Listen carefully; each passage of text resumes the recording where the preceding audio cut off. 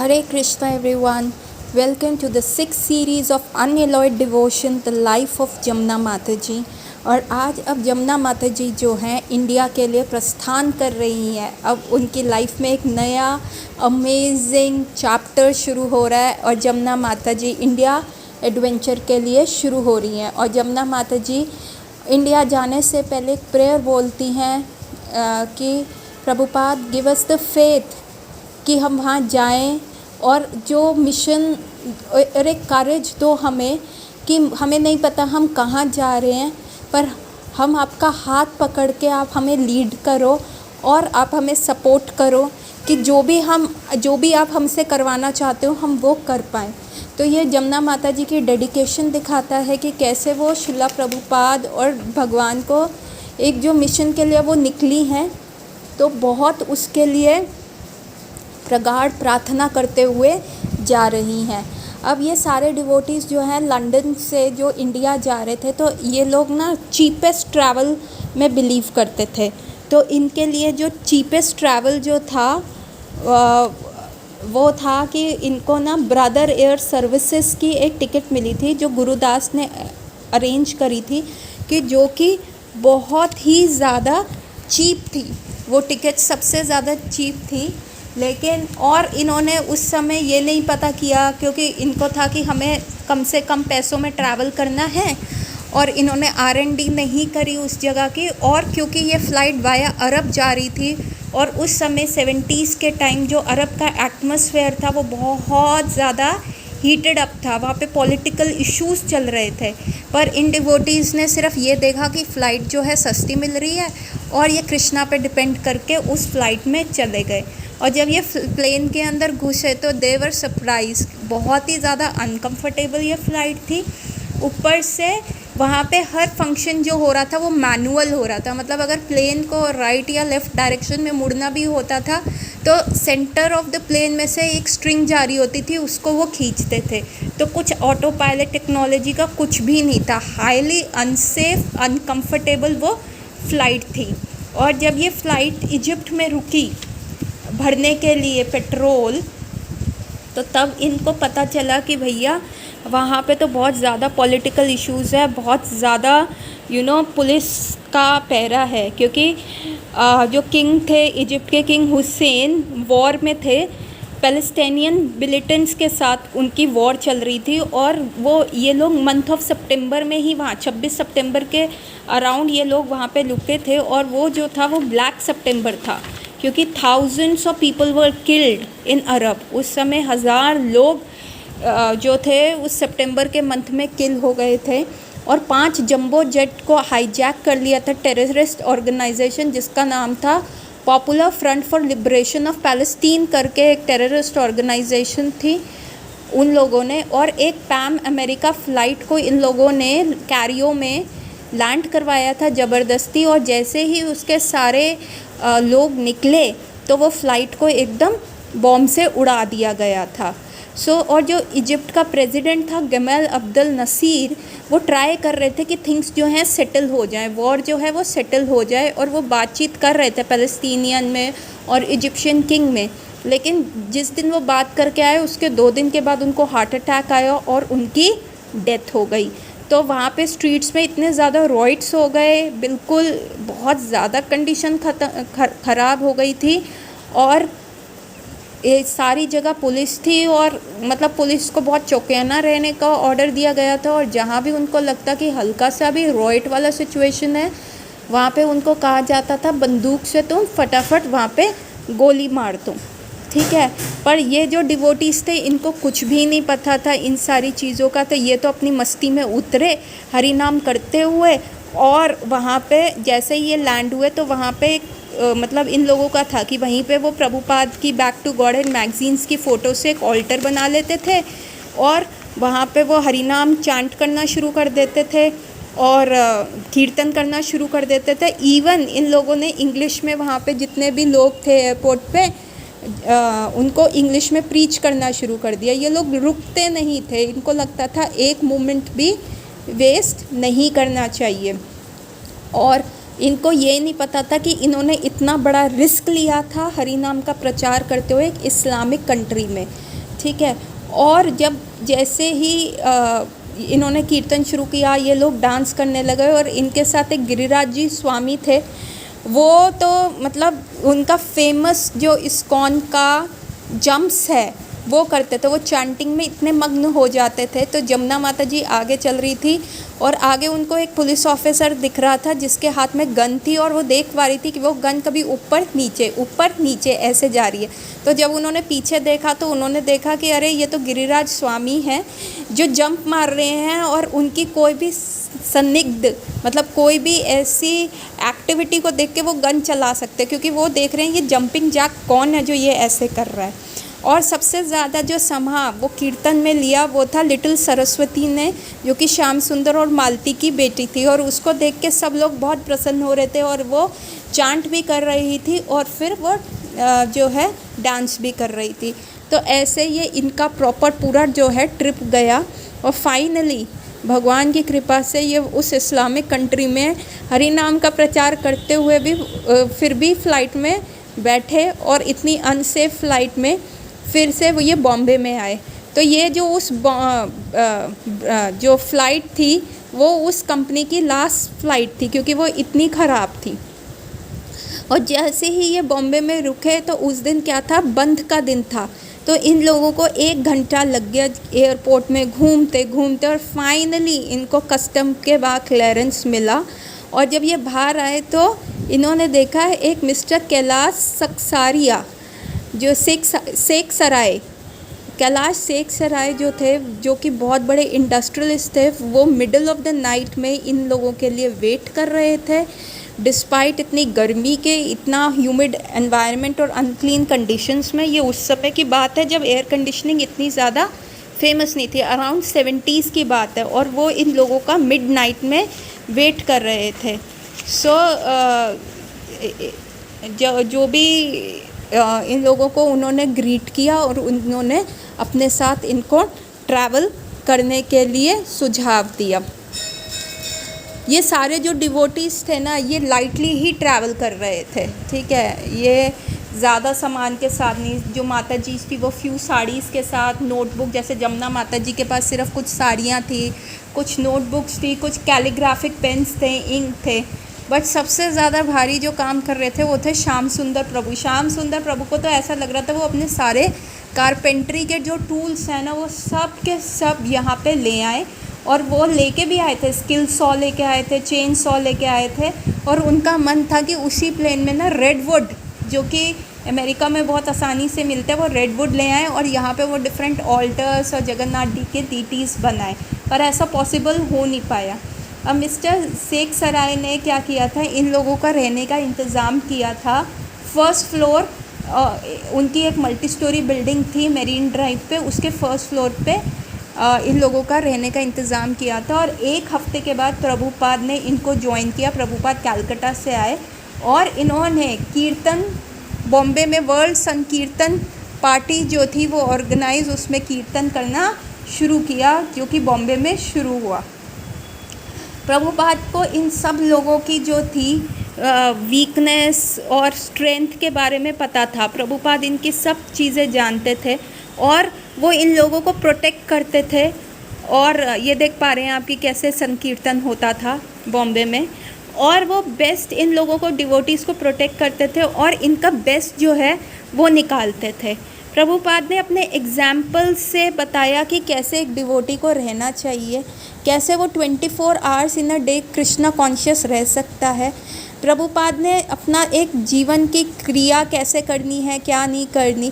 वो 70 साल के थे तब भी वो सारे डिवोटीज़ के लिए अवेलेबल थे, और ये सारे डिवोटीज़ 20 साल के नवयुवक नवयुवतियाँ थी जो प्रभुपाद को कैच करने में इनके सांस फूल जाती थी कि प्रभुपाद इतना फास्ट चलते थे, इतने सारे प्रोग्राम्स, कभी संकीर्तन, मतलब 1 सेकेंड भी प्रभुपाद जो है बिना कृष्णा कॉन्शियसनेस के सिवा कुछ और में व्यतीत ही नहीं करते थे। प्रभुपाद जो थे राउंड द क्लॉक कार्य करते थे और रात को वो अपनी बुक्स को ट्रांसलेट करते थे, और कई बार वो इतने सारे लोगों से मिलते थे और इतने फॉर्मल प्रोग्राम्स में जाते थे। और प्रभुपाद को जो था बहुत जगह प्रभुपाद को इनवाइट किया जाता था होम प्रोग्राम्स के लिए। चौपाटी बीच पे एक एनुअल पंडाल प्रोग्राम हुआ जिसमें भारत साधु समाज का इंटरफेथ ऑर्गेनाइजेशन था। मतलब भारत साधु समाज में एक इंटरफेथ ऑर्गेनाइजेशन था जहाँ शिला प्रभुपाद को बुलाया गया, उस प्रोग्राम में बोलने के लिए बुलाया गया। और प्रभुपाद वहाँ पे गए, उन्होंने कृष्णा कॉन्शियसनेस के बारे में बोला और उन्होंने डिवोटी से कीर्तन कराया। और प्रभुपाद का लेक्चर जो था हिंदी में था, तो 2 घंटे जब प्रभुपाद बोलते रहे हिंदी में, क्योंकि उस समय कॉमन लैंग्वेज इतने सारे लोगों को, भारतीय लोग बड़े सिंपल हुआ करते थे उस समय, 70 की बात है, बहुत भगवान के प्रति उन लोगों का झुकाव हुआ करता था। तो प्रभुपाद ने उस समय हिंदी में लेक्चर दिया, तो फॉरेन के सारे डिवोटीज़ थे वो बड़े बोर हो गए कि ये प्रभुपाद क्या बोल रहे हैं। लेकिन 2 घंटे के बाद उन्होंने सबको, प्रभुपाद ने कीर्तन करने को बोला और धीरे धीरे सब कीर्तन इतना हाई टेम्पो पे चला गया कि सब नाचने लग गए। इवन लिटिल सरस्वती तो बहुत अच्छे से डांस करने लग गई और धीरे धीरे सारे डिवोटीज़ ने भी उनको ज्वाइन कर लिया। फाइनली सारे डिवोटीज़ जो थे वो क्राउड में उन्होंने जंप कर दिया और सारे क्राउड वाले लोग भी खड़े हो गए। जितना भी, इतना हज़ारों के लोगों की संख्या का क्राउड था, वो सब खड़े हो गए, इन लोगों के साथ डांस करने लग गए। हरि नाम की एक ऐसी लहर चली, सब इंडियंस जो थे वहाँ रो ही पड़े। उनके लिए सबसे अचंभे वाली बात थी कि ये फॉरेन स्किन के लोग, ये वाइट चमड़ी के लोग जिन्होंने इन पे राज किया, और आज ये हरि नाम के कीर्तन में ऐसे मदहोश होके नाच रहे हैं। तो उनकी एक अनकंट्रोल्ड हैप्पीनेस था और ओवरवेल्म्ड हो गए और उनकी आंखों में से झरझर करके आंसू गिर रहे थे कि ऐसी कभी भी ऐसी चीज़ नहीं हुई। इवन पुलिस वाले और प्रेस रिपोर्टर्स ने भी इस डांस में, हरि नाम कीर्तन में चांट और डांस करना शुरू कर दिया। प्रभुपाद ये जो इंटरफेथ ये कॉन्फ्रेंस थे, जो भक्ति साधु समाज का ये कॉन्फ्रेंस था, तो प्रभुपाद कहते थे इनको करने दो वेदों की बातें, इनको पहुंचने दो, धीरे धीरे पूछेंगे ना। वेदांत का मतलब, वेद का अंत क्या होता है? कृष्ण की प्राप्ति। तो इनको करने दो इतनी फिलोसफिकल वेदों की बातें, हम तो भगवान तक सिर्फ चैंट, डांस और प्रसादम खा के ही पहुंच जाएंगे। हमारे को इतना ज़्यादा वेद और उस पर डिबेट करने की आवश्यकता नहीं है। हमारे लिए श्रीमद् भागवतम है, भागवत गीता है, चैतन्य चरितामृत है, चांट करना है, डांस करना है और प्रसाद खाना है, और बस हम भगवान तक पहुंच जाएंगे। कि भक्ति जो है बहुत इजी है। और क्योंकि प्रभुपाद के साथ उनके सारे वेस्टर्न डिसाइपल्स थे, तो ये लोग बहुत ज़्यादा फेमस हो गए थे और मतलब सारे टाउन में, सारी जगह मतलब एक स्टॉर्म सा आ गया था। सब लोग इनके बारे में बात कर रहे थे और सब लोग वेस्टर्नर्स को हरि नाम गाते हुए और डांस करते हुए देखना, मतलब it was very strange for them, और बहुत ही एक दुनिया का अलग अजूबे की तरह था। और सब लोगों का अंदर मन था कि वो इस अजूबे को देखने आए। ठीक है, तो फिर क्या होता है, एवरी डे क्या था, मिस्टर जो शेख साराय थे वो ना प्रोग्राम्स ऑर्गेनाइज करते थे शिला प्रभुपाद के लिए अपनी मेरिन ड्राइव की जो बिल्डिंग की रूफ टॉप पे, और बहुत सारे डिग्निटरीज प्रभुपाद से मिलने आते थे। और तब प्रभुपाद और जो उनके डिवोटीज़ होते थे वो कृष्णा कॉन्शियसनेस के बारे में बताते थे। कई बार वो गुरु अष्टकम गा रहे होते थे, चैंट कर रहे होते थे, डांस कर रहे होते थे। ये सारी चीज़ें जो हो रही थी, और माता जी को भी लगा कि अमेरिका आने से पहले प्रभुपाद के लिए कितना मुश्किल था। ये आप ये देख पा रहे हैं कि ये वाइट कुर्ते में जो है ये मिस्टर शेख सराय हैं, जो प्रभुपाद के लिए ये मीटिंग्स ऑर्गेनाइज़ किया करते थे। तो माता जी ने देखा कि जब प्रभुपाद इतने फेमस नहीं थे, जब वो अमेरिका नहीं गए थे, जब तक उन्होंने कृष्णा कॉन्शियसनेस का इतना प्रचार नहीं किया था, तो उनके लिए कितना मुश्किल था इन डिग्निटरीज़ को बोलना कि भगवान का नाम जब वो प्रीच करना। लेकिन क्योंकि प्रभुपाद ने हम वेस्टर्नर्स को प्रीच किया और अब हम प्रभुपाद के साथ आए हैं कि जस्ट हम लोगों को देखने की ऐसी उत्सुकता इंडियंस के मन में थी कि अब वो प्रभुपाद से मिलना चाहते थे। प्रभुपाद बहुत फेमस एक सेलिब्रिटी हो गए थे, अब वो प्रभुपाद की बात को कितना सीरियसली ले रहे थे। अब जो था समय बदल गया था। इवन सुमति मोरारजी जिन्होंने शिला प्रभुपाद के लिए मतलब एक फ्री टिकट दिया था अपनी कार्गो शिप में अमेरिका जाने के लिए। तब उन्होंने प्रभुपाद को बहुत कन्विंस किया था कि महाराज आप मत जाओ, आप शिप में मत जाओ, आपकी हेल्थ ख़राब है, आप इतने एज के हो, 70 साल के हो, तो आप प्लीज़ मत जाओ। उन्होंने उनको कितना कन्विंस किया था जलदूत में जाने से। और उस जलदूत में प्रभुपाद को 2 बार हार्ट अटैक भी आए थे। और प्रभुपाद ने एंड में जब वो न्यूयॉर्क के डेक पे शिप जो हो रही थी, हार्बर पर आ रही थी, तो प्रभुपाद ने देखा, उन्होंने देखा, एकदम उनको कल्चरल शॉक लगा। कितना ओपननेस है, drugs, sex, everything is so open. और प्रभुपाद ने देखते ही बाहर का, इट इज़ वेरी डार्क, और नचाओ प्रभु नचाओ, जैसे आप मुझे नचाना चाहते हो आप प्लीज़ मुझे वैसे ही नचाओ, मैं सिर्फ आपके हाथ में जो हूँ एक कठपुतली की तरह हूँ। और आज जब प्रभुपाद अपने वेस्टर्न डिसाइपल्स को लेके आए तो सुमति मोरारजी ने उनके लिए एक डिस्कोर्स, एक ऐसी जगह मतलब एक मीटिंग अरेंज करी जहाँ प्रभुपाद ने कृष्णा कॉन्शियसनेस के बारे में बोला। और उन्होंने सुमति मोरारजी को बहुत ज़्यादा थैंक यू बोला और उनको बहुत ऑनर किया कि उन्होंने हेल्प किया था। और प्रभुपाद ने तब उस मीटिंग में ब्रह्म संहिता के 3 वर्सेस जो थे, 3 श्लोक जो थे वो गाए। और उन्होंने ऑडियंस को इनवाइट किया कि वो कोरस में गाएं, गोविंदम आदिम पुरुषाम तमहाम भजामी। ये वही प्रेयर है जो जमुना माता जी ने अभी बीटल्स के साथ रिकॉर्ड करी थी। और प्रभुपाद ने ये कहा था कि अब दर्शन के समय जो है हमेशा ये वाली ही प्रेयर्स जो है गाई जाएंगी, और मतलब टेंपल के रिकॉर्ड पे ये प्रेयर्स गाई जाएंगी, ठीक है।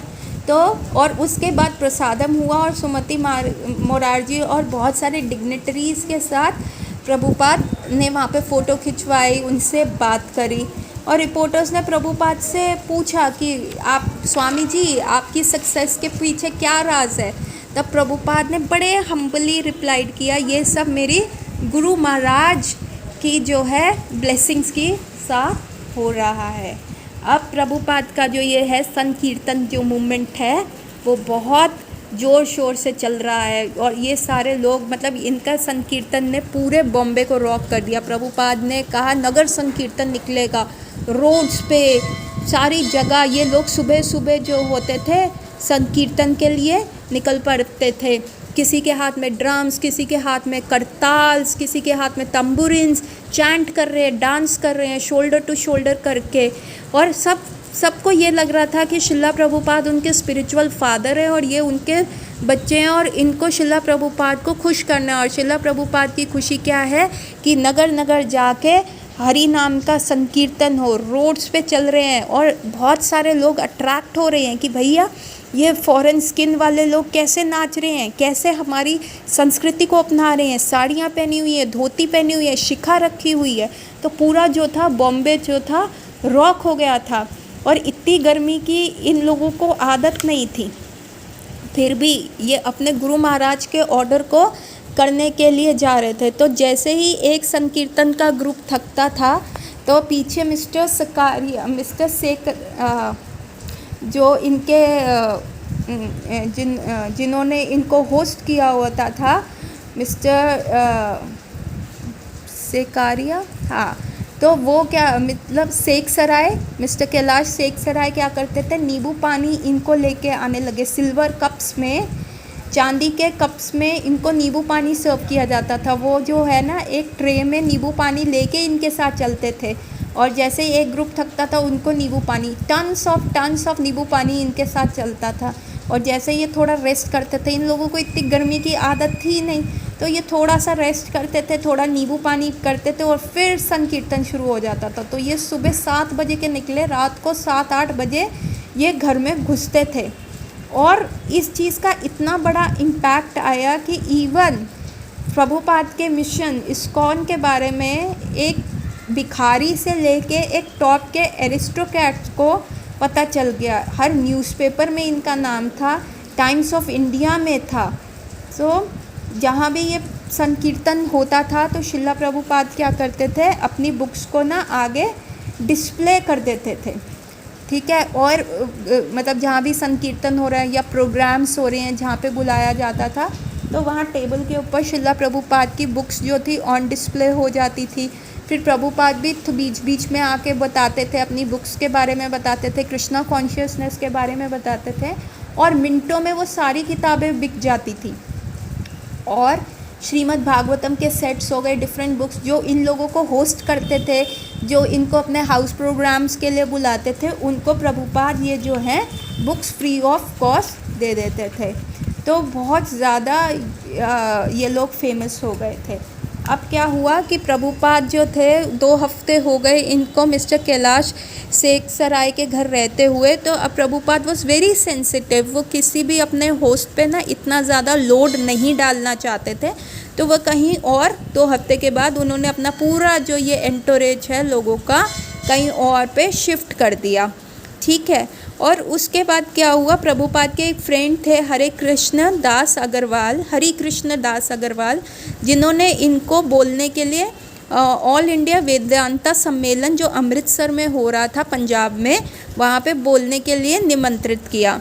तो ये सारे अब डिवोटीज़ जो है ये सारे इकट्ठे हो गए, कम से कम 10 डिवोटीज़, जिसमें से 2 विमेन थी, कौशल्या माता जी और जमुना माता जी। ये प्रभुपाद के साथ जो है बॉम्बे टू अमृतसर जो है फ्रंटियर मेल में जाने के लिए तैयार हो गए।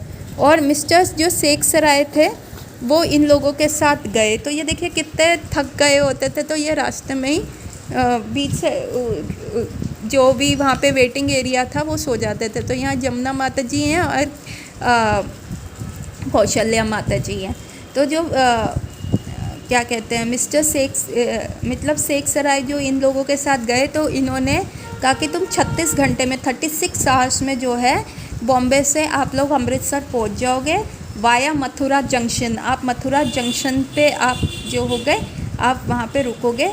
और इन्होंने कहा कि भाई बहुत ध्यान रखना आप लोग, क्योंकि आप फॉरेनर्स हो, ईज़िली गायलेबल हो, तो चोर उचक्कों से ध्यान रखना, अकेले मत ट्रैवल करना। मतलब शेख सराय बिल्कुल एक फादरली फिगर की तरह इन जो यंग फॉरेनर्स हैं उनको बता रहे हैं कि भैया इंडिया में कैसे ट्रैवल करना है, कि आपने ग्रुप में रहना है, अपने सामान पे एक दूसरे के लगेज पे ध्यान देना है, और नहीं तो आप जो है इजी अपने डॉक्यूमेंट्स और मनी को बहुत संभाल के रखना है इन पर्सन में। मतलब आप उसको बहुत अपनी बॉडी के साथ चिपका के रखो अपने मनी और डॉक्यूमेंट्स को, क्योंकि नहीं तो पिक पॉकेटर्स के आप इजी टारगेट हो गए। और इनके ड्राइवर जो था उन्होंने सारी बार्गेनिंग करी कूली के साथ, और सारा इनका जो सामान है वो कूली ने ट्रेन में पहुंचा दिया। और यमुना माता जी ने उस ड्राइवर को एक राधा लंडनेश्वर की फ़ोटो दी और पैसे दिए। अब यमुना माता जी बड़ी कंफ्यूज थी कि यहाँ पे क्या इन लोगों को टिप किया जाता है, इन लोगों को पैसे दिए जाते हैं या नहीं। तो ड्राइवर ने माता जी के सारे पैसे रख लिए और कहा कि ठीक है, राधा लंडनेश्वर की फ़ोटो सर पे लगाई और कहा कि बाकी मैं ना चेंज रख लूँगा, थैंक यू। तो माता जी को समझ नहीं आया कि ये क्या हुआ। एनीवेज जब वो ट्रेन में घुसी, वो 3rd क्लास का कंपार्टमेंट था, उनके लिए तो ये सारा ना आई ओपनर था। मतलब कोई भी वहाँ पे रिज़र्वेशन का तो कोई मतलब, ये उस समय की ट्रेनें देखिए कोयले से चलती है और इसमें धुआं वगैरह निकलता है, तो वहाँ पे कोई रिज़र्वेशन का तो कंसेप्ट जो था वो था ही नहीं। जिसको धक्का मुक्की करके जिसने जो सीट लूटी वो उसकी सीट हो जाती थी। और लोग क्या करते थे, अपना पर्स रख दिया या बैग रख दिया और सीट लूट लेते थे कि हाँ ये मेरे दोस्त की है या ये मेरे दूसरे दोस्त की सीट है। और क्या होता था, नीचे भी बिस्किट के टिन, डिब्बे, छोटी चौकी वगैरह बिछा के वो ट्रेन में मल्टीपल सीट्स बना ली जाती थी। तो आप एक मतलब ट्रेन में कितनी भी सीट्स बना सकते थे। कुछ लोगों के बाद अब जब वो वैसे डिब्बे नहीं होते थे तो वो लोग क्या करते थे, वहाँ पे अपने सामान के ऊपर बैठ जाते थे, अपनी अटैचीज़ के ऊपर बैठ जाते थे। तो ये जमुना माता जी के लिए बहुत शॉकिंग था, इतनी गर्मी थी और फिर वो ऐसे में ट्रैवल कर रही थी। और कुछ इन डिवोटीज़ ने जो है माता जी ने जो इंडियन लेडीज़ थी उनसे सीखा कि कैसे ये मंदिर में हाथ और पाँव धो के अंदर जाते हैं, कुछ भी खाते हैं तो फिर अपना मुंह धोते हैं। तो ये सारे जो इंडियन एटिकेट्स थे ये माता जी ना धीरे धीरे पिक कर रही थी। अब ये डिवोटीज़ जो थे ना बड़े ही एंथुजियास्टिक थे कि भाई अब ये जो ट्रेन है ना ये मथुरा जंक्शन पे रुकेगी और फर्स्ट टाइम इनको जो है होली धाम के दर्शन होंगे जहाँ कृष्णा रहते हैं। फर्स्ट टाइम उस होली धाम मथुरा जंक्शन पे इनको वृंदावन धाम का हल्का सा जो है ग्लिम्स मिलेगा, हल्का सा थोड़ा सा जिसको कहते हैं उनको टेस्ट आएगा। तो जैसे ही ये ट्रेन मथुरा जंक्शन रखी तो जैसे ही इन लोगों ने होली धाम को देखा तो इन लोगों के मतलब कुछ ही मिनटों के लिए ट्रेन वहाँ रुकी थी। कई लोगों ने तो कीर्तन शुरू कर दिया, कईयों ने ट्रेन के फ्लोर पे ही दंडवत प्रणाम करना शुरू कर दिया। और मतलब ये सब ऐसे खो गए उस चीज़ के अंदर कि अब देख पा रहे हैं कि इनको मतलब इनके लिए ऐसा था कि एक बहुत ही चमत्कारी जगह पे ये लोग पहुंच गए हैं, जैसे इनको कुछ मिल गया। और बाकी सारे इंडियंस इनको देख के लग रहे हैं क्या व्हाट इज़ टू देम, ये क्या कर क्या रहे हैं, ऐसा क्या खास है। और इनके लिए तो ऐसा था कि ये बहुत ही ख़ास जगह है। और इन लोगों ने वहाँ पे कुछ मिनटों के लिए जो वहाँ पे ट्रेन रुकी वहीं पे हरिनाम कीर्तन को जो है शुरू कर दिया। ठीक है, अब जो है फिर ये ट्रेन चल पड़ी और अब ये रुकी अमृतसर। और जैसे ही ये अमृतसर रुकती है तो प्रभुपाद से मिलने वो ट्रेन के स्टेशन पे क्या है कई लोग आए वहाँ के और कमेटी के कुछ लोग आए, इन लोगों को एस्कॉर्ट करते हुए एक जगह ले गए, धर्मशाला में ले गए जहाँ इनको बहुत छोटे छोटे कमरे जो है 3 स्मॉल क्वार्टर्स को दे दिया गया, जिसमें एक बहुत मीगर बिल्डिंग थी। और क्योंकि वहाँ पे ठंड थी अमृतसर में, सितंबर अक्टूबर का टाइम चल रहा है, तो ये लोग इतने गर्म कपड़े भी नहीं लाए हुए थे, तो ये आपस में एक दूसरे के साथ ऐसे कडल करके बैठते थे कि ताकि ठंड ना लगे। और सुबह जल्दी उठ गए और स्नान करके ये सब जो है शिला प्रभुपाद के रूम में चले गए। और वहाँ पे जैसे मॉर्निंग प्रोग्राम होता है, मंगला आरती हुई और उसके बाद प्रभुपाद ने श्रीमद् भागवतम पे लेक्चर दिया। और उन्होंने उसी दिन जो है सम्मेलन में भी 1000 लोगों की भीड़ के सामने जो है लेक्चर दिया, हिंदी में दिया। तो एवरी मॉर्निंग यही इनका रूटीन था कि एवरी मॉर्निंग प्रभुपाद के रूम में मंगला आरती होती थी और शिला प्रभुपाद वहाँ पे भी सारा लेक्चर देते थे, गुरु अष्टकम वगैरह सब गाया जाता था। और फिर बाद में इवनिंग में प्रभुपाद जो है दिन में वो सम्मेलन में बहुत घंटों के लिए वहाँ पे बोलते थे। और वहाँ पे ये लोग जो थे जितने भी इनके वेस्टर्न डिसाइपल्स थे, जैसे इन्होंने बॉम्बे में कीर्तन किया तो वहाँ पे भी इन लोगों ने जो है कीर्तन करना शुरू कर दिया। और प्रभुपाद को वहाँ पे जो है ना बहुत सारे लोग अपने हाउस में बुलाते थे, उनको होम इनविटेशन देते थे।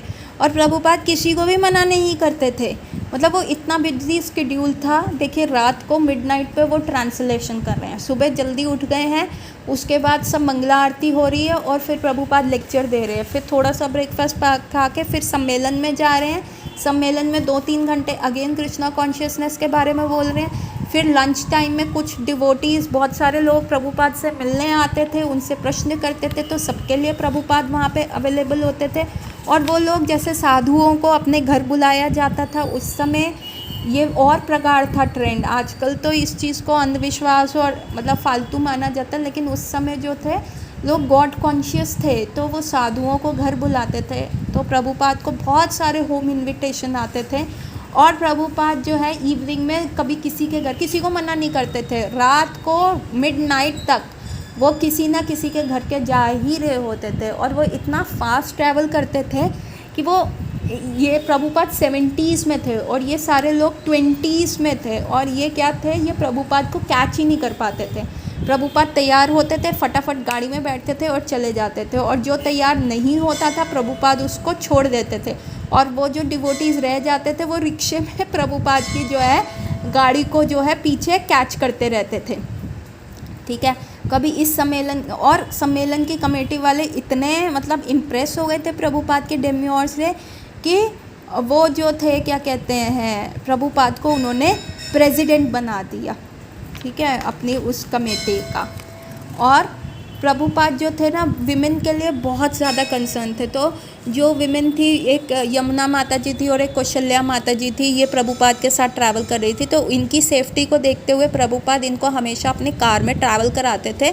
और कुछ जो प्रभु जी थे, जो जितने मतलब पहले प्रभुपाद के लिए, ड्राइवर के लिए और जमुना माता जी और कौशल्या माता जी के लिए सीट होती थी। फिर कोई और एडजस्ट होना चाहता था तो फिर मिलता था, नहीं तो बाकी सारे जो डिवोटीज़ थे ना, वो प्रभुपाद को रिक्शे में पकड़ते थे, प्रभुपाद के साथ गाड़ी में पीछे रिक्शे में उनको कैच करते थे। तो एक बार प्रभुपाद के ना शूज़ बहुत ख़राब हो गए थे, तो प्रभुपाद ने ना गाड़ी एक बाटा के शोरूम पे रुकवाई और जमुना माता जी और कौशल्या माता जी को कहा कि जाओ तुम मेरे लिए जूते लेके आओ। तो जैसे उन्होंने अपनी मतलब उनको ऐसे सेवा दे दी और जमुना माता जी और कौशल्या माता जी पूरे ढूंढते रहे और उन्होंने एक गेहुए रंग के जो है वाइट कलर के क्रिस क्रॉस सैंडल्स प्रभुपाद के लिए पसंद किए। और प्रभुपाद ने कहा ये तुमको पसंद है? उन लोगों ने कहा हाँ प्रभुपाद ये हमें पसंद है। तो प्रभुपाद ने कहा ठीक है फिर ख़रीद लेते हैं। मतलब प्रभुपाद ने जाके कुछ नहीं देखा, उन्होंने वो जस्ट उनको एक सर्विस देना चाहते थे, उनको स्पेशल फील कराना चाहते थे कि वो कितने इम्पोर्टेंट है प्रभुपाद की लाइफ में, और इसलिए उन्होंने उनको ऐसे कहा और प्रभुपाद ने वो सैंडल्स ले लिए। ठीक है। और सुबह और शाम तो वहाँ पे अर्ली मॉर्निंग और शाम को ठंड रहती थी, लेकिन दिन में थोड़ा सा ना वार्मथ रहती थी सन की वजह से। तो नवंबर का सन था, तो जमुना माता जी जो थी धूप में बैठ के हरि नाम करती हुई बहुत एब्जॉर्ब्ड रहती थी। और मतलब वो इतनी ज़्यादा उस हरि नाम में मस्त रहती थी कि मतलब सब उनसे को देख के प्रेरित होते थे। और प्रभुपाद भी अपने डिवोटीज़ को जो थे वहाँ पे एनकरेज करते थे पावरफुल क्लासेस देने के लिए। ठीक है। एक बार प्रभुपाद ने एक मॉर्निंग में बहुत पावरफुल क्लास दी। उन्होंने कहा कि भगवान को अपनी मटेरियल विशेष को पूरी करने के लिए, मटेरियल प्रॉफिट के लिए मत अप्रोच करो, भगवान के साथ बिजनेस डील्स मत करो, भगवान को अप्रोच करो अपनी स्पिरिचुअल कॉन्शियसनेस के लिए, इसलिए सरेंडर करो भगवान को। और जब तुम सरेंडर करते हो तो भगवान 10 टाइम्स उस चीज़ के लिए रेसिप्रोकेट करता है। एक दिन क्या हुआ, कीर्तन चल रहा था और प्रभुपाद बैठे हुए थे और बहुत सारे डिग्निटरीज बैठे हुए थे, बैरिस्टर्स थे, लॉयर्स थे, कम से कम 200 लोगों का क्राउड था। और जैसे ही कीर्तन ख़त्म हुआ, प्रभुपाद ने एकदम से माइक पे अनाउंस कर दिया कि आज का जो लेक्चर है वो जो देंगी मेरी डिसाइपल जमुना माता जी देंगी। अब जमुना माता जी जो है प्रभुपाद को देख रही हैं, उन्होंने ऐसा फेस बना लिया कि प्रभुपाद मैं नहीं दे पाऊँगी, प्लीज़ प्लीज़ आप किसी और को बोलो। और प्रभुपाद ने कहा now Jamuna will give a lecture. और माता जी ने जो है प्रभुपाद का जो है जो भी वर्बिटन था, जो भी वर्ड बाय वर्ड जैसे प्रभुपाद बोलते थे, किसी भी टॉपिक में लेक्चर देते थे, वर्ड बाय वर्ड उसको कोट किया। कुछ उनकी प्रोनाउंसिएशन संस्कृत के वर्सेस की अच्छी नहीं थी, हिंदी के नहीं थी, लेकिन फिर भी उन्होंने 20-25 मिनट तक प्रभुपाद का वो लेक्चर दिया कॉन्फिडेंस के साथ, वर्ड बाय वर्ड जैसे प्रभुपाद कहते थे। She was a very good student. तो जैसे प्रभुपाद बताते थे वो हर चीज़ के नोट्स बनाती थी, वेरी हार्ड वर्किंग थी वो। और जैसे ही वो लेक्चर ख़त्म हुआ तो प्रभुपाद सारा रूम जो था, जो बैरिस्टर्स, इतने प्रोफेशनल लोग थे, लॉयर्स थे, 200 लोग थे, और माता जी ने इंग्लिश में लेक्चर दिया, इतनी ज़ोर से पूरा जो रूम था वो गड़गड़ाहटा तालियों की आवाज़ से।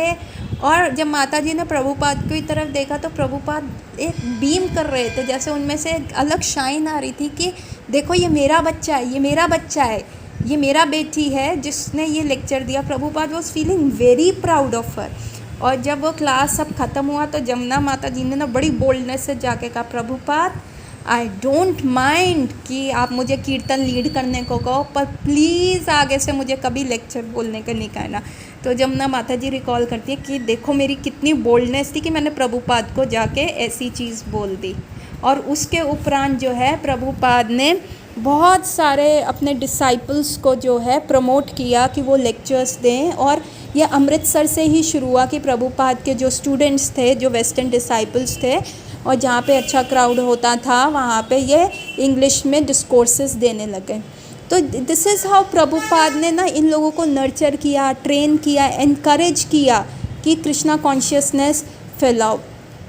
ठीक है, कि हालांकि वेदांता जो सम्मेलन था वो इम्पर्सनलिस्ट था, वो मायावादी था। इन लोगों का मानना था कि हम भगवान के अंदर जो है विलीन हो जाते हैं, लेकिन हम लोग क्या है, भक्ति योगा का क्या मतलब है कि हमें भगवान की सर्विस करना है। ये लोग नहीं प्रभुपाद के व्यू पॉइंट से जो थे नहीं जो कहते हैं संशय करते थे, उनके व्यू पॉइंट से उनसे एग्री नहीं थे, लेकिन क्योंकि वेस्टर्न डिसाइपल्स थे उनको देखने के लिए ही प्रभुपाद ने बुलाया था कि ये वाइट एलिफेंट्स जो प्रभुपाद के, तो जो ये वेस्टर्न डिसाइपल्स हैं ये कैसे नाचते हैं, इनको देखने के लिए शिला प्रभुपाद को बुलाया जाता था। ठीक है, तो ये लोग सब जमुना माता जी से तो बहुत लोग बहुत ज़्यादा इम्प्रेस्ड है।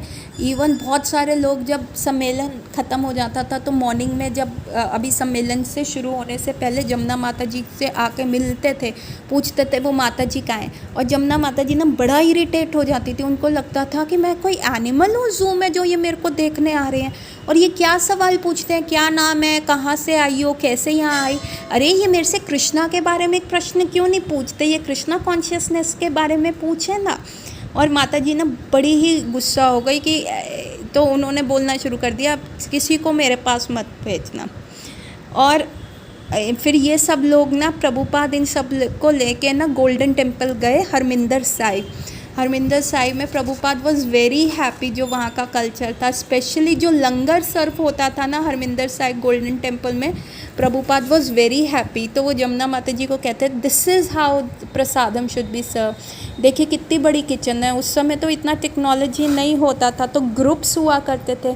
कुछ लोग रोटियां बेल रहे हैं, कुछ तवे पे लगा रहे हैं एक ग्रुप, और एक ग्रुप तवे से हटा रहा है, एक ग्रुप घी लगा रहा है, और फटाफट हज़ारों की संख्या में लोग फटाफट लंगर खा रहे हैं, उठ रहे हैं, प्लेट साफ़ हो रही हैं। तो प्रभुपाद कहते थे ऐसे जो है ना लंगर होना चाहिए, ऐसे हमारी जो है चपातीज़, ऐसे प्रसादम डिस्ट्रीब्यूशन होना चाहिए। तो प्रभुपाद कुछ भी कहाँ पे अच्छा देखते थे ना वो उसको कॉपी करते थे, और वो कहते थे अपने डिसाइपल्स को कि तुम ये सीख लो और तुम ऐसे करो।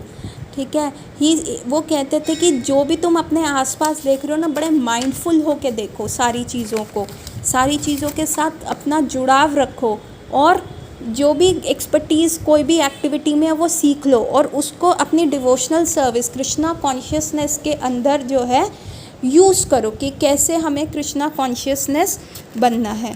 तो अब ये सारे लोगों को क्या हुआ कि अब ये सारे यहाँ पे रह रहे थे, तो इनको ना महाराज बलदेव इंद्र सिंह का जो है इनविटेशन आया। ठीक है, ये लोग सारे जो है महाराज बलदेव इंद्र सिंह से मिलने गए, जो कि बहुत एशियन क्षत्रिय फैमिली के लास्ट रूलिंग जिसको कहते हैं एम्परर थे, राजा थे। क्योंकि पोस्ट इंडिपेंडेंस तो बहुत सारी एरिस्टोक्रेसी तो ख़त्म ही हो गई थी, राजा वगैरह सब ख़त्म हो गया था, पर वो एक लास्ट रूलिंग थे। माता जी बहुत इम्प्रेस हुई, उनका घर देख के, आर्ट, आर्किटेक्ट सब देख के बहुत ज़्यादा खुश हुई, और वो हर चीज़ को नोट कर रही थी। क्योंकि प्रभुपाद कहते थे माइंडफुल बनो, जो सारी चीज़ें देख रहे हो वो देखो, वो सीखो, और उसको जो है कृष्णा कॉन्शियसनेस में हमने बेस्ट टू बेस्ट उसमें यूज़ करना है। तो अब इन सबको ना राजा ने कहा कि आओ आप लोग हमारे साथ प्रसाद पाओ, और वो उनको डाइनिंग रूम में ले गए। अब सब डाइनिंग रूम में गए तो दीवारों पे क्या देख रहे हैं, जानवरों की खाल, जानवरों के फेसेस लगे हुए हैं। तो ये सारे डिवोटीज़ तो बड़े वो हो गए कि हमारा मिशन क्या है, 4 रेगुलेटिव प्रिंसिपल्स में क्या है, हमें नॉन वायलेंस करनी है, और यहाँ पे तो खरी सारी दीवारों पे वायलेंस हो रही है। तो प्रभुपाद ये सारी चीज़ समझ गए, और प्रभुपाद ने कहा क्षत्रियस को हंटिंग अलाउड थी ताकि वो प्रैक्टिस कर पाएँ, ताकि जब भी उनको वॉर में जाना होगा, किसी युद्ध में जाना होगा, तो वो दुश्मन को मार पाएँ, इसलिए क्षत्रियों को ये अलाउड थी। और जब इन लोगों ने प्रभुपाद को खाते हुए देखा तो ये भी लोग रिलैक्स हो गए, और फिर इन्होंने हेड डाउन किया, दीवारों को नहीं देखा, और प्रसादम पाना शुरू किया। अब क्या होता है, जो वो महाराज थे बलदेव इंद्र सिंह जी, उन्होंने प्रभुपाद को कहा, प्रभुपाद मेरा ना हृदय बड़ा विचलित है, मेरे को एक एस्ट्रोलॉजर ने बताया कि मैं कुरुक्षेत्र के युद्ध में लड़ा था, लेकिन मैं जो था पांडवों के अगेंस्ट लड़ा था। तो प्रभुपाद कहते हैं ये ऐसा हो ही नहीं सकता। प्रभुपाद कहते हैं कि जो भी उस कुरुक्षेत्र युद्ध में लड़ा था ना, और चाहे वो अगेंस्ट में भी लड़ा, सबको जो है मुक्ति मिल गई थी, सबको लिबरेशन मिल गई थी, क्योंकि सब जो थे भगवान कृष्ण के दर्शन उनके सामने थे। और भागवत गीता में भी लिखा है जो लास्ट थॉट होगा वही नेक्स्ट बॉडी मिलेगी। और ये सब लोगों ने जो प्राण त्यागे थे भगवान कृष्ण को देखते हुए, उनके मनोहर रूप को देखते हुए प्राण त्यागे थे, तो इसलिए सबको जो है मुक्ति मिल गई। तो जो तुम्हारा एस्ट्रोलॉजर कह रहा है वो गलत कह रहा है। तो बलदेव सिंह जी को ऐसा लगा कि उनकी छाती से बहुत बड़ा पहाड़ हटा लिया गया, क्योंकि वो यही सोचते थे कि भाई मैं क्षत्रिय हूँ और मैं पांडवों के कृष्ण के अगेंस्ट लड़ा। अब ये जो है ना, अमृतसर के पास एक राम तीर्थ करके जगह है जहाँ पे वाल्मीकि का आश्रम है और जहाँ पे लव कुश का जन्म हुआ था। तो शिला प्रभुपाद इन सब को जो है वहाँ पे ले गए थे दिखाने के लिए कि कैसे है। और वहाँ पे वाल्मीकि आश्रम में प्रभुपाद ने बताया था कि कैसे सीता मैया जो है यहाँ पे बहुत ही हम्बल तरीके से रही, कितनी उससे रही। और प्रभुपाद कहते हैं कि ये जो लीला करी ना ठाकुर जी ने, ये राम जी ने जो लीला करी थी, ये बेसिकली सीता माता के ग्लोरीज को बढ़ाने के लिए किया गया था, कि जो उनको बाद में किंगडम से बाहर निकाल दिया गया और भगवान ने उनका त्याग कर दिया। बेसिकली ये भगवान की लीला थी सीता माता को की ग्लोरीज को दिखाने। और सीता माता का भी जो था राजसी, उसमें मन नहीं लगता था, वो अपना जंगल का लाइफ बहुत इन्जॉय करती थी, जिस हिसाब से वो हम्बली रहती थी।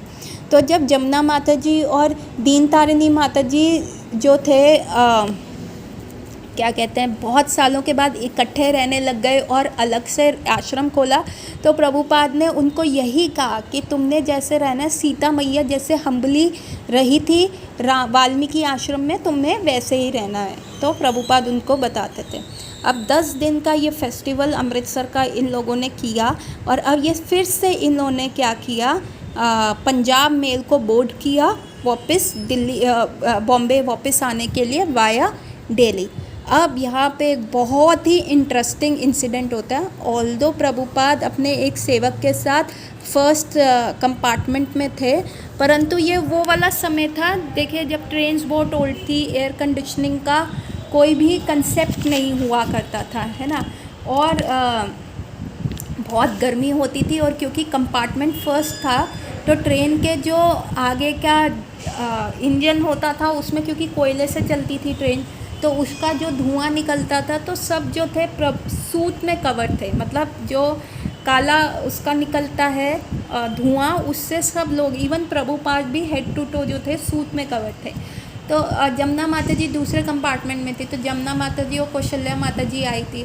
हालांकि अमृतसर से निकलते हुए बहुत सारी जो वहाँ की भक्त थे, विमेन थी, उन्होंने प्रभुपाद के लिए कचौड़ियाँ, अचार सब पैक की हुई थी, लेकिन फिर भी जमुना माता जी और कौशल्या माता जी प्रभुपाद के पास आती हैं और प्रभुपाद से पूछती है, प्रभुपाद क्या आप कुछ लेंगे? तो प्रभुपाद उनकी सेवा, उनको टेस्ट करने के लिए कहते हैं, अरे मेरा मन कर रहा है मुझे कुछ ना गरम गरम मिल जाए, कैसा रहेगा जमुना अगर मुझे जो है एक प्लेट गरम हॉट चावल की मिल जाए, नींबू के साथ लेमन राइस मिल जाए। तो जमुना माता जी ने कहा हाँ प्रभुपाद बिल्कुल। और ये दोनों माताजी, कौशल्या माताजी और जमुना माताजी, भागते हुए ट्रेन की किचन में गई। और वाह भाई, वहाँ किचन का हाल देख के तो मतलब उनको दुखी हो गई कि इतना गंदा था, बर्तन इतने काले हुए थे, और वहाँ पे 2 जो कुक्स खड़े हुए थे उनके कपड़ों पे हल्दी वाली निक्कर थी, और वो सिगरेट कर रहे थे, और इतने वो ख़राब दिख रहे थे और काले थे, क्योंकि वो सूट से वो भी काले हो गए थे। तो उन्होंने अपनी टूटी फूटी हिंदी में बोलना चाहा, गरम चाव गुरु महाराज गरम चाव।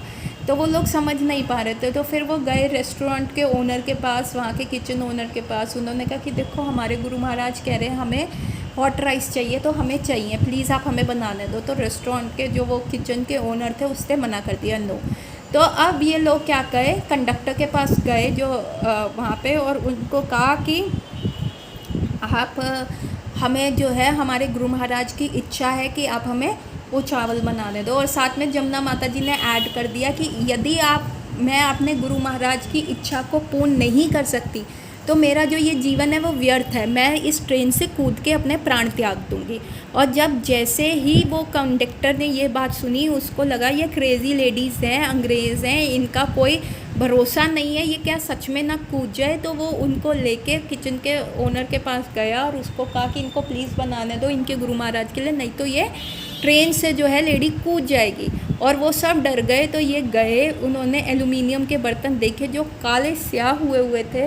तो माता जी ने, जैसे मैं कह रही थी, वो इंडियन वीमेन से कैसे वो कर रही थी, सब पिक कर रही थी। तो उन्होंने कोयले से वो बर्तन रगड़े अच्छे से और अच्छे से उनको धो के चावल बनाया और चावल के ऊपर घी और थोड़े से मसाले डाले और साथ में वो गरम प्लेट चावल की एक नींबू, कटा हुआ नींबू लेते हुए अपने प्रभुपाद के पास गई। और प्रभुपाद ने जैसे ही उनको देखा, उनके फेस पे स्माइल आ गई और उन्होंने कहा, देखो मेरी भाग्य लक्ष्मीज़ हैं, ये मेरी गॉडेस ऑफ फॉर्च्यून है, देख लिया मेरे लिए गरम जो है चावल लेके आई हैं। और इन लोगों ने प्रभुपाद को प्रणाम किया, ओबेसियंस किया, उनको पंचांग प्रणाम किया।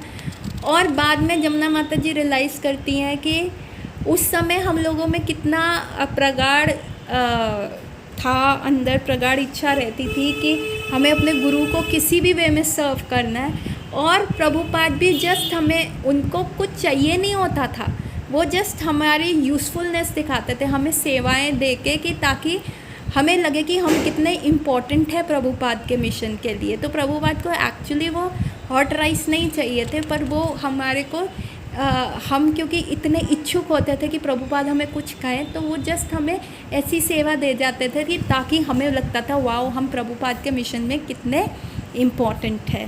तो ये रही सीरीज़ अनअलॉयड डिवोशन की 6 सीरीज़। आज हम यहीं पे ख़त्म करते हैं। आगे जमुना माता जी की लाइफ में क्या हो रहा है भैया, every day is a blast, every day कुछ ना कुछ वो इंडियन कल्चर शॉकिंगली उनको लर्न करने को मिल रहा है। और इतनी गर्मी, कभी सर्दी और कभी सड़कों पे जाना, कुछ मतलब उनके लिए कंप्लीट कल्चरल शॉक है।